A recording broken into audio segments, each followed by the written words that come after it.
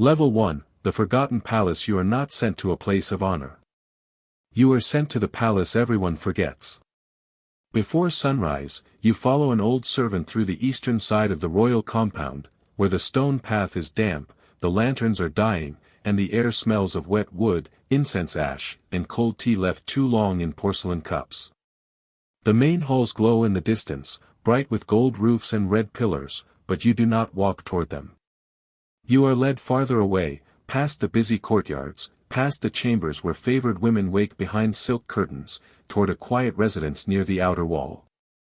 This is where the third princess lives. No one says her title with fear. That is the first thing you notice. At the gates of powerful women, servants lower their heads quickly. Guards stand straighter. Court ladies move as if every breath might be judged. But here, the guards lean against the pillars. The maids walk slowly. One young attendant even smiles behind her sleeve when the old servant tells you this is your new post. You will serve Her Highness here, he says, as if he is apologizing. You understand the message. You have not been promoted. You have been placed where ambition goes to die. The courtyard is clean but too quiet. The curtains are faded but carefully tied. The flower pots are old, yet every dead leaf has been removed. Nothing here looks rich. Nothing looks careless either.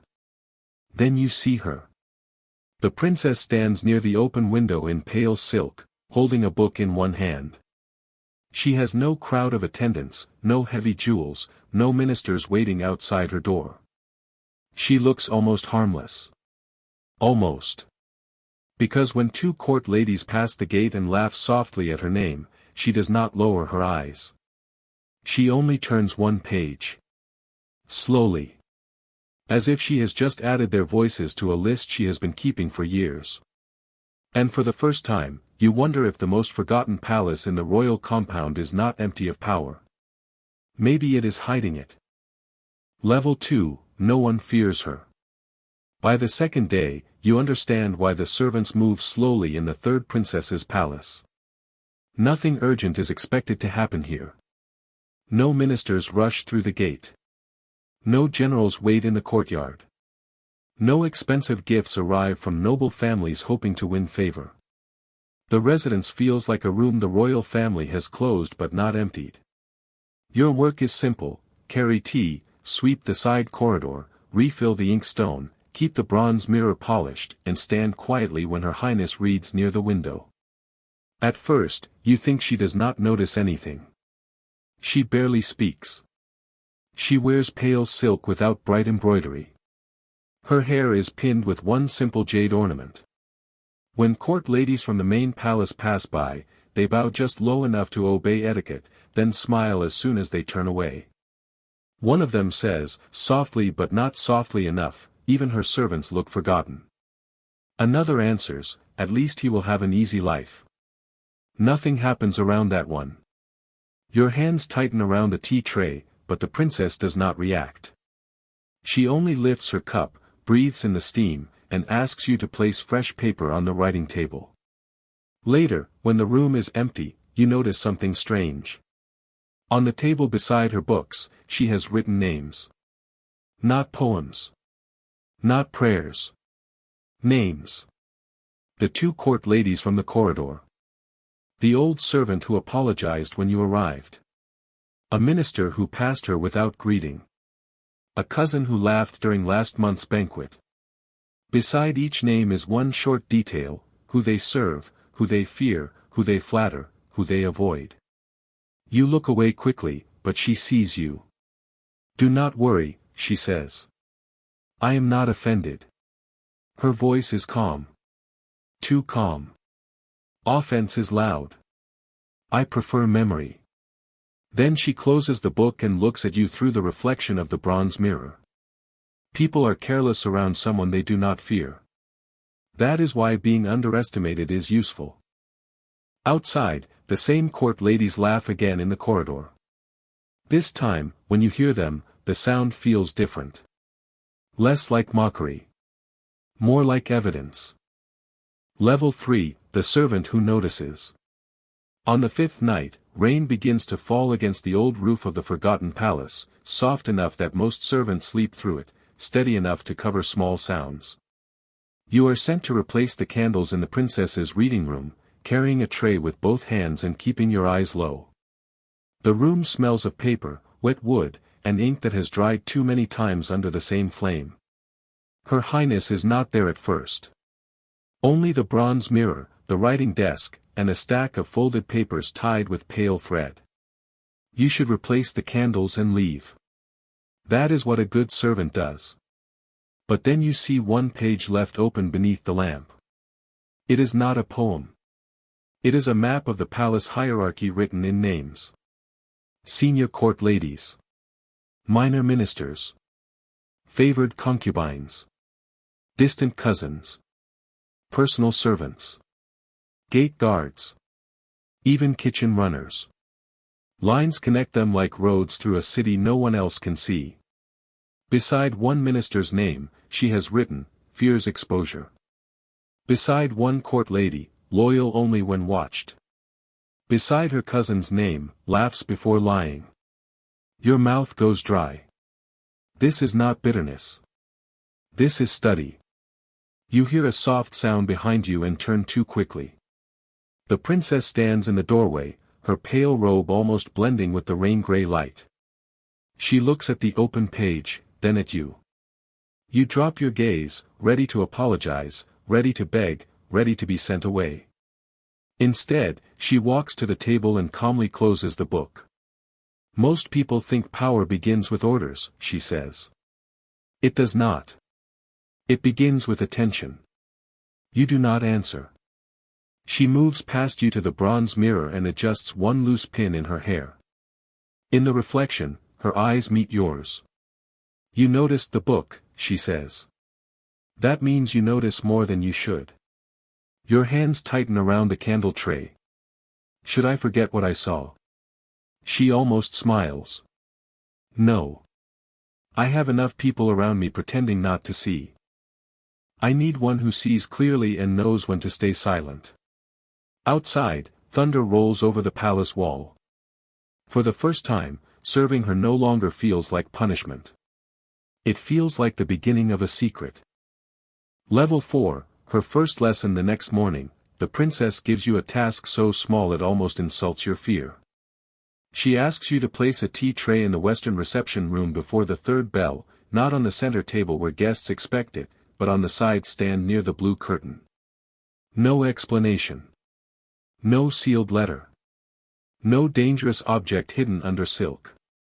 Just tea, porcelain cups, and a position changed by the width of a room.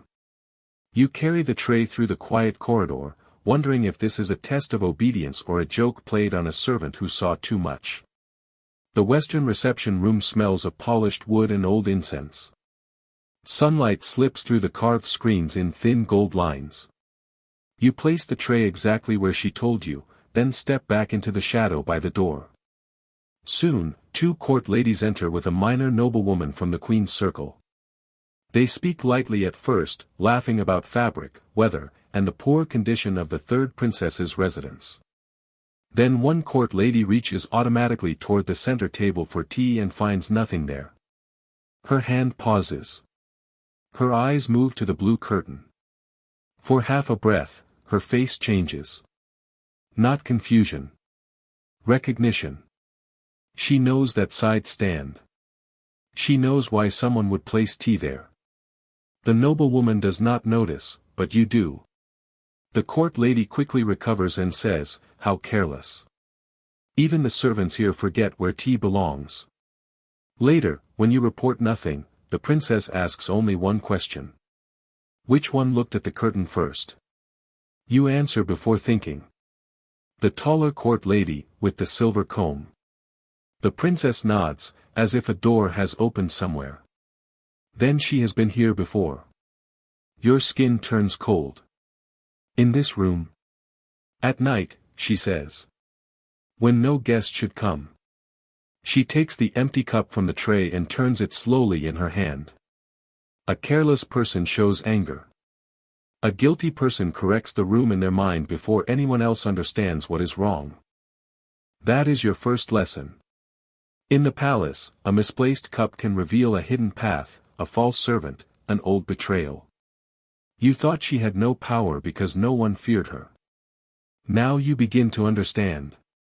She is not trying to force fear into the room.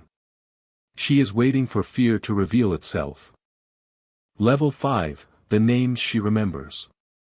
After that morning, your work changes without anyone announcing it. You still carry tea, sweep the corridor, refill the inkstone, and lower your head when higher servants pass, but now every ordinary task has another purpose. When you walk behind the princess at a small afternoon gathering, you listen for names. When you wait outside the embroidery room, you notice who stops speaking when a certain minister's wife enters. When you carry old books back to the side library, you remember which court lady asks too casually whether Her Highness reads military histories or poetry. At night, you return to the forgotten palace and repeat what you heard while the princess sits by the writing table with a calm face and a fresh sheet of paper. She never writes quickly. That unsettles you most. Anger would scratch the brush across the page. Humiliation would make the ink shake. But her hand is steady as she adds each name to her quiet map. The woman with the silver comb. The cousin who laughs before lying. The eunuch who bows too deeply to the queen's attendants. The young maid who pretends to be foolish but remembers every locked drawer in the northern hall. You begin to understand that she is not collecting insults. She is collecting patterns. One evening, you mention a minor official who mocked the worn curtains in her palace. The princess pauses. Did he look at the curtains before or after he mentioned them? You frown, thinking back. Before. Then someone told him to look. She writes his name under a different column. You feel a chill, because you would have forgotten the moment as soon as it passed. She does not forget anything. Not because she is bitter, but because forgetting is a luxury given to people already safe. Later, as you carry away the cold tea, you ask before you can stop yourself, do you plan to punish them all? The princess looks toward the window, where lantern light trembles in the dark courtyard. No, she says. Punishment is expensive. Most people destroy themselves if you only let them believe no one is watching. Then she turns back to the page, and you realize the palace has underestimated the wrong woman for far too long. Level 6, the Quiet Alliance. The princess does not build her first alliance with generals, ministers, or noble families. She builds it with people no one remembers to fear. Your first errand is to the medicine room, where the air is thick with dried herbs, bitter roots, and steam rising from black clay bowls. You carry a small bundle of used tea leaves, something so worthless that no guard stops you to inspect it. The woman waiting there is a female physician's assistant with tired eyes and ink stains on her fingers. She takes the bundle, opens it, and finds a narrow strip of paper hidden beneath the leaves. She reads it once, burns it over a candle, then gives you a packet of harmless medicine for the princess's weak sleep.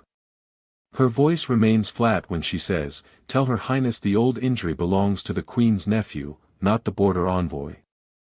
You do not understand the message, but you remember every word. The second errand takes you to the laundry court, where an elderly maid folds plain cloth with hands twisted by years of work. She does not bow to you. She only asks whether the princess still drinks her tea without sugar. When you say yes, the old woman nods as if confirming more than taste.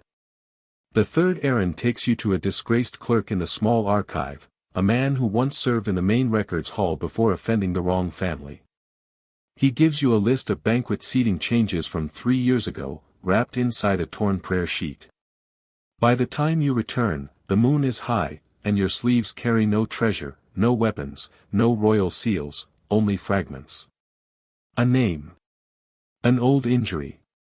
A seating chart. A woman who remembers tea. A clerk who remembers humiliation. The princess listens to all of it in silence. Then she places each fragment on her table like pieces of a broken mirror. Powerful people hide things in official records, she says. Forgotten people hide them in memory. You look at the scraps and finally understand her method. She is not gathering servants because they are weak. She is gathering them because the palace has been careless around them for years. They have washed the robes, carried the medicine, cleaned the floors, copied the records, and heard the truths powerful people thought were too small to matter. The third princess has no army, no favored marriage, no loud faction behind her. But as the night deepens and the names on her table begin to connect, you realize she has something quieter, every ignored person who still remembers being ignored. Level 7, the unseen trap. The trap is set during a small palace banquet that no one considers important. That is why it works. The queen's nephew hosts it in the Western Hall, pretending it is only a polite gathering for minor royals, visiting officials, and court women with too much perfume and too little patience. The third princess is invited late, almost as an insult, and seated near the lower end of the room where the lantern light is weaker. You stand behind her with the tea servants, invisible enough to hear everything and low enough that no one bothers to guard their tongues. Music plays softly. Sweet wine is poured. The air smells of roasted chestnuts, incense, and expensive powder. Across the hall, the queen's nephew laughs too loudly while telling a story about weak branches on a royal tree. Everyone understands the insult. The princess only lowers her eyes and lifts her cup as if the joke has passed over her head. Then you place the blue-patterned cup beside her instead of the white one, exactly as instructed. A tiny signal. Across the room, the female physician's assistant notices. The elderly laundry maid, serving folded napkins near the side wall, notices too. The disgraced clerk, now temporarily called back to copy guest names, lowers his brush. One by one, the forgotten people become still. The queen's nephew continues speaking, pleased by his own cruelty. He mentions a hunting accident from years ago, then laughs and says some injuries are useful when they teach ambitious men to kneel. The room laughs with him. But the physician's assistant sets down her tray. An old injury, my lord, she asks softly. The hall quiets. The nephew's smile tightens. The clerk looks up and adds, was that before or after the banquet seating was changed? No one understands at first. Then the princess raises her eyes. She does not accuse him. She does not stand. She simply repeats a name from 3 years ago, a border envoy who was blamed for something that never belonged to him. The nephew's face changes before his mouth can deny it. That is enough. Not proof for a trial, perhaps, but enough for fear. Enough for whispers.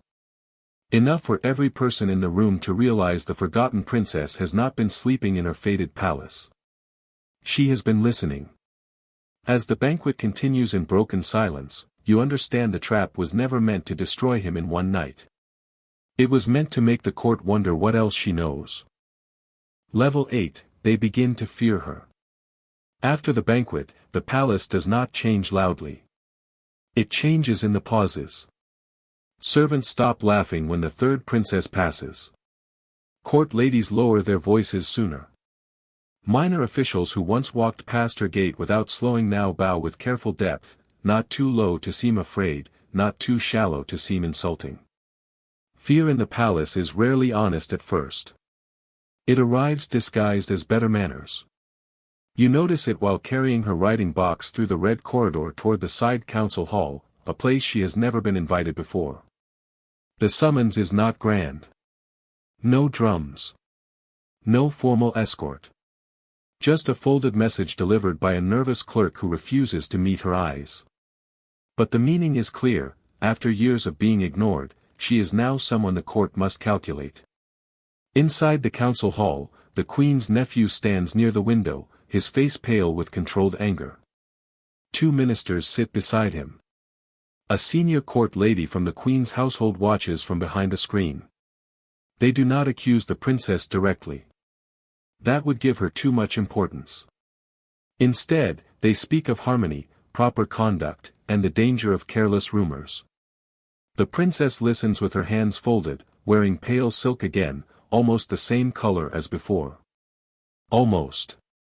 This time, the collar is darker. The hairpin sharper. The stillness heavier. One minister says, "Your Highness must be careful." Even silence can be misunderstood. The princess looks at him and replies, "Then perhaps people should be more careful about what they say in rooms they believe are empty." No one speaks. You stand behind her, holding the writing box, and feel every eye move toward you. They are beginning to understand that her power is not in one secret. It is in the possibility that every servant, maid, clerk, and guard they ever ignored may have become her memory. The queen's nephew tries to smile. "You have grown bold." The princess turns to him calmly. "No. You have grown attentive." That cuts deeper. Boldness can be punished. Attention cannot. When she leaves the hall, no one laughs. In the corridor, you walk behind her as before, but the distance between you and the palace has changed. Yesterday, they saw you as the servant of a weak woman. Today, they wonder what you have heard. And for the first time, a minister steps aside before she reaches him. Level 9, no more smiling. That night, the princess does not return to the forgotten palace as the same woman who left it. The residence is still quiet. The curtains are still faded. The lanterns still burn lower than they do in the main halls. But something has shifted around her, invisible and heavy, like the air before a storm. You follow her into the private study, carrying the writing box, and place it beside the bronze mirror. She does not sit at once. She stands near the table, looking down at the names she has gathered over months: the queen's nephew, the silver-combed court lady, the minister who pretends to be kind, the clerk who lost his position, the maid who remembers every drawer, the physician's assistant who knows which injuries were hidden under official lies. The map is no longer just a record of insult. It has become a weapon. A sealed letter arrives before midnight. The queen's nephew has requested permission to leave the capital for rest. Everyone knows what that means. He is afraid. He wants distance before her silence becomes accusation. You expect her to smile, even slightly. She does not. Instead, she asks you to bring a fresh sheet of paper. Her brush hovers above it for a long moment. "If I let him leave," she says, "he will carry fear with him and poison another court against me." You keep your eyes low. "And if you stop him? Then everyone will know I can." That is the danger. Not revenge, but display. You realize power does not begin when people fear you. It begins when you must decide how much fear to allow. She writes one sentence, folds the paper, and seals it with plain wax. No royal decoration. No dramatic order. Just a quiet request that the nephew remain in the capital until old records are reviewed. You understand the cruelty of it. She does not destroy him. She makes him wait. Waiting gives fear room to grow. When you carry the message out, you pass a polished screen and see her reflection behind you. For the first time, the princess looks older than she did that morning. Not in face, but in stillness. She has won something, but victory has taken something too. The woman they mocked is gone. In her place stands someone who no longer needs to be loved by the court, only remembered before anyone dares to laugh. Level 10, beside her. By dawn, the third princess is no longer the woman the palace forgets to name. She walks through the red corridor toward the main court with you 2 steps behind her, carrying the same writing box you once thought was filled with harmless paper. The servants bow before she reaches them. The guards stand straighter. Court ladies who used to smile behind their sleeves now lower their eyes early, as if respect can erase memory. The palace has not given her a crown, an army, or a title strong enough to frighten anyone by itself. What she has is worse. She has made everyone wonder what she remembers. In the side court, ministers wait beneath carved beams and gold-painted screens. The queen's nephew stands among them, pale from a sleepless night, his mouth closed for once. The princess enters in a robe darker than anything she has worn before, not black, not royal red, but deep blue like the sky before a storm. She does not look triumphant. That is what makes the room afraid. A person drunk on victory can be flattered, distracted, provoked. A person this calm has already decided what matters. The senior minister invites her to sit closer to the inner table, a place she would never have been offered 1 month ago. She accepts without thanking him too much. Then the discussion begins: border taxes, household appointments, missing records, quiet corrections to older decisions. Nothing sounds dramatic. No one says the word punishment. No one says revenge. But every name she speaks changes the temperature of the room. A clerk is restored to the records office. A physician's assistant is assigned to review old injury reports. A court lady with a silver comb is transferred away from the Queen's private corridor. The Queen's nephew is asked, politely, to remain in the capital until the old matter is fully understood. Every order is wrapped in courtesy. Every courtesy lands like a locked door. You stand behind her, silent, and understand the final lesson: power does not always roar when it arrives. Sometimes it enters as memory, sits down at the table, and lets guilty people recognize themselves. When the council ends, the ministers bow. This time, not because etiquette demands it, but because they are careful.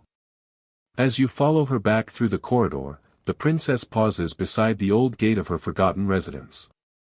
The faded curtains move in the morning air. The flower pots are still cracked. The courtyard is still smaller than the grand palaces beyond it. But it no longer feels abandoned. It feels hidden.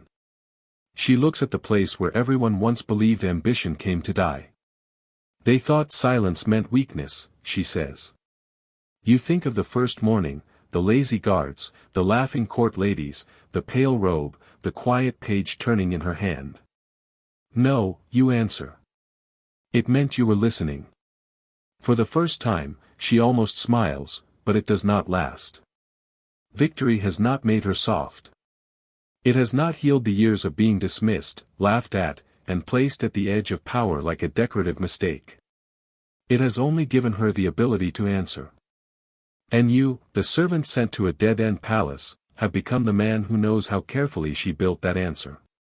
You began by carrying tea for a forgotten princess. Now ministers watch your hands because they wonder what message you carry next.